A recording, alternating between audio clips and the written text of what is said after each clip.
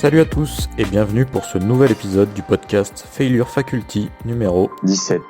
Aujourd'hui, j'ai envie de te parler d'un sentiment, celui de la culpabilité. Tout part d'une situation, un fait, un comportement, un choix, une décision, un acte auquel on n'a pas pris part ou que l'on a pu empêcher et dont on se tient pour responsable. Notre esprit semble alors se séparer en deux personnalités distinctes, avec d'une part la partie qui a fait quelque chose et de l'autre, en gros, la partie qui la juge et la condamne.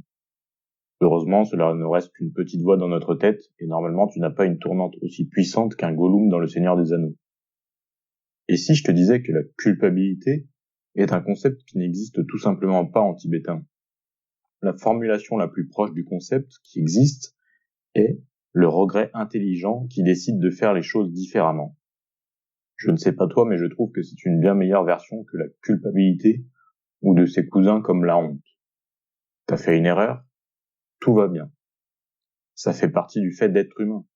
Pas besoin d'en faire une catastrophe ou de faire des excuses. Tu capitalises sur cette expérience pour faire mieux la prochaine fois, et aujourd'hui, tu viens de devenir une meilleure personne grâce à ça. C'est l'histoire de l'aviateur qui part faire une démonstration de looping. Or, lors de cette pirouette dans les airs, il manque de s'écraser car un mécanicien avait oublié de vérifier une pièce critique. L'aviateur finit finalement son vol et réussit à atterrir sans dommage, par miracle. Vraiment, il aurait dû mourir ce jour-là. La première chose qu'il fait en descendant de l'avion, c'est d'aller voir le mécanicien en question, qui lui-même est rempli de peur, de regret d'avoir fait une erreur qui a failli coûter la vie d'un homme. Avant même que le pilote ait pu dire quoi que ce soit, le mécanicien donne ses plus plates excuses et dit qu'il comprendra clairement que ce dernier ne veuille plus le voir. Que lui dit l'aviateur? Au contraire, à partir de maintenant, je ne veux personne d'autre que toi pour vérifier cette pièce. Tu es la seule personne en qui j'ai confiance pour cette tâche. Ça semble bizarre, mais quand on y réfléchit, la personne a fait une erreur, et avec la peur qu'il a eue, il est maintenant probablement la personne au monde qui n'oubliera jamais de vérifier cette pièce. En plus, à quoi bon le punir? Cela ne servira à rien.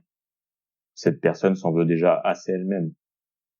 En lieu et place de la culpabilité, l'aviateur a vu dans cette expérience un regret intelligent qui permettra au mécano de devenir un super mécano.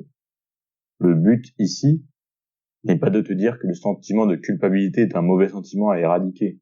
Au contraire, en général, l'absence totale de culpabilité est la caractéristique du psychopathe. Tu n'as pas besoin de t'en débarrasser, car ce n'est pas non plus une maladie honteuse.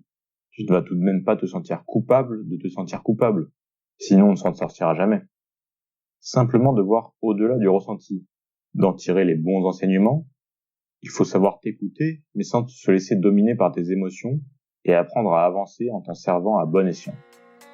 Et toi, comment tu gères tes sentiments de culpabilité?